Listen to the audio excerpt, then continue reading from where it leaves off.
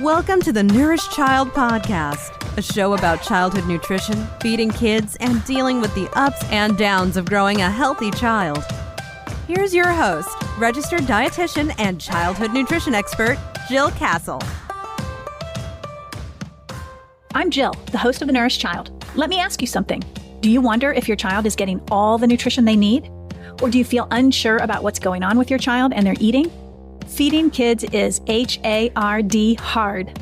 I've raised 4 of my own children, and as a pediatric dietitian who works with kids and families, I know the job of nourishing and nurturing our children is a big one, full of emotional swings, frustrations, and worries. That's why I created thenourishedchild.com, the ultimate parent resource for children's nutrition and feeding. There, you will find free articles, e-guides, and programs to help you better understand your child, food, your own feeding, and their eating.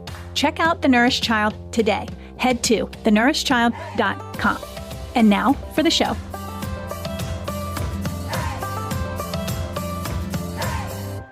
Some kids are hungry all the time. They ask for food all day long, even though you know they can't possibly be hungry.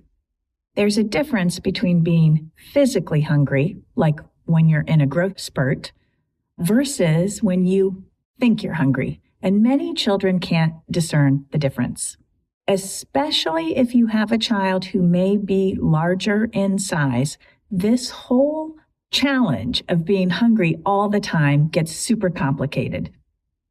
You don't want to withhold food from your child or ignore their requests, but you also don't want to overfeed them if they're asking for extra food when they really don't need it.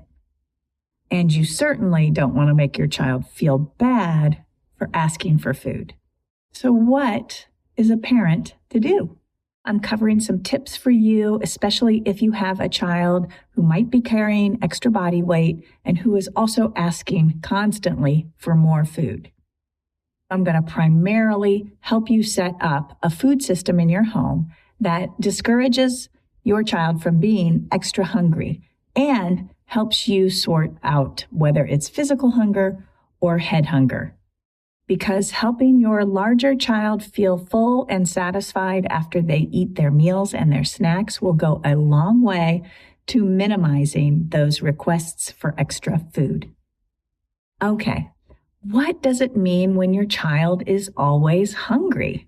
Well, the obvious answer is that they are physically hungry, that they aren't getting enough food to eat, particularly if they're in a growth spurt, and their appetite is telling them that they are hungry. That's kind of the most obvious answer. But in today's kids, unfortunately, a lot of them think they're hungry, but they're not physically hungry. So what does it mean when you're not physically hungry, but you're sensing this desire to eat? Well, it can be related to emotions, and that's where emotional eating can come into play. You have discomfort around the emotions that you're feeling. Maybe you're sad. Maybe you've been left out with your friend group, or maybe you've been bullied or somebody's talking about you. Those can stir up emotions in children. And sometimes when children feel emotional, they turn to food to seek comfort and soothing. The other big reason why kids think they're hungry is boredom. So today's kids, when they don't have something to do, or they're not busy or at school or in a structured environment, when they're unstructured, sometimes they just are like, I got nothing to do, so I'm going to eat. So that feeling of boredom or lack of activity or not feeling like you have something to do can lead unfortunately, a lot of children to think that they're actually hungry when they're not. So why is this more challenging if you're a parent of a child who is growing up in a larger body or who is medically classified as overweight or obese? Well, feelings of guilt are a big one. So a lot of parents that I've worked with over the years obviously feel super guilty for the challenge that their child might be having with their body. That guilt can lead to appeasing a child with food to help them be happy. And what parent doesn't want their child to be happy?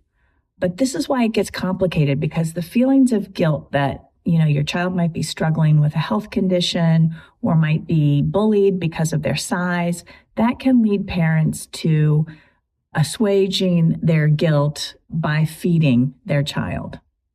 Also, parents who have children with larger bodies feel more pressure to feed their child right. Our society has sort of super narrow guidelines about what a healthy child should look like, what a healthy child should be eating, and that creates a lot of pressure for parents. Obviously, if your child is growing up in a larger body, there's more worry about whether your child is healthy or not, and whether you're doing everything you can to help your child be healthy.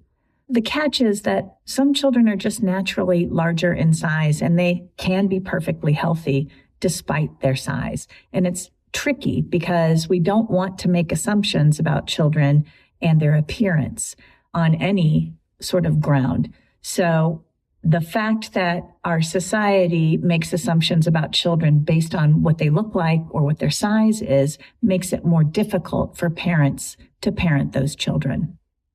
We discussed this before. It's more challenging because as a parent, you don't want to hurt your child's feelings. You don't want them to feel bad about themselves. And so it creates this weird, challenging dynamic. Some parents have unresolved issues with food and eating. They may be struggling with food and eating themselves, and this can create more of a dynamic with their child, especially if that child is in a larger body. And last, sometimes food is just a hot button between parents and their kids. And when it is, it can make those food requests more loaded and they can be more triggering for the parent. All this to say, there's just a lot going on if you're a parent of a child with a larger body. And I just want to say that I am not here to place any blame or guilt on anybody. I'm here to support you. I recognize that this is more challenging. I've worked with families for many years dealing with this situation, and the guilt is a real thing. And so my hope for you is that this information will be empowering for you. It will not place more guilt on you, because that is not my intention at all. It is to support you, and even more so to support your child. So here are 6 tips for setting up a food environment that is more supportive of the child who might be in a larger body and who is asking for food.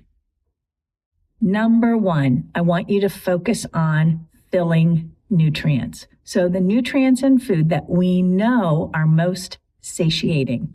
So those are going to be protein, fiber, and fat.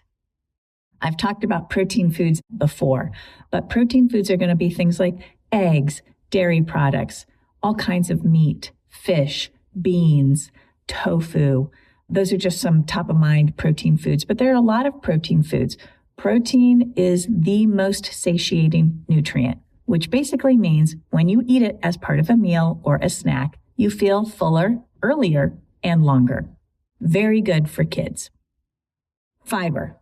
Fiber also, I've talked about this in the context of constipation, but fiber is also a very filling nutrient. You can find it in whole grain foods like whole grain bread or brown rice or whole wheat pasta. You can also find it in fruits and vegetables.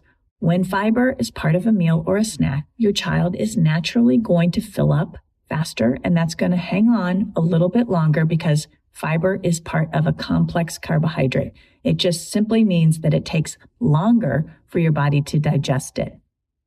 And thirdly, fat is a filling nutrient as well, especially when it's partnered with fiber and protein. When those 3 are all together in a meal, your child is going to feel full and satisfied. And this is going to help them stop being hungry all the time. Number 2, making your meals and snacks very predictable. And what I'm talking about is making sure the timing of breakfast, lunch, and dinner and any snacks that your child is having throughout the day, that it is set to an approximate regular time each day. That creates a very predictable situation for your child. So psychologically, your child knows what to expect, can feel comfortable, and know that they're going to get food at these specific times and intervals during the day. 3, close the kitchen between meals and snacks. This is not a literal thing. You don't have to put a door on your kitchen and lock it up. It's figurative.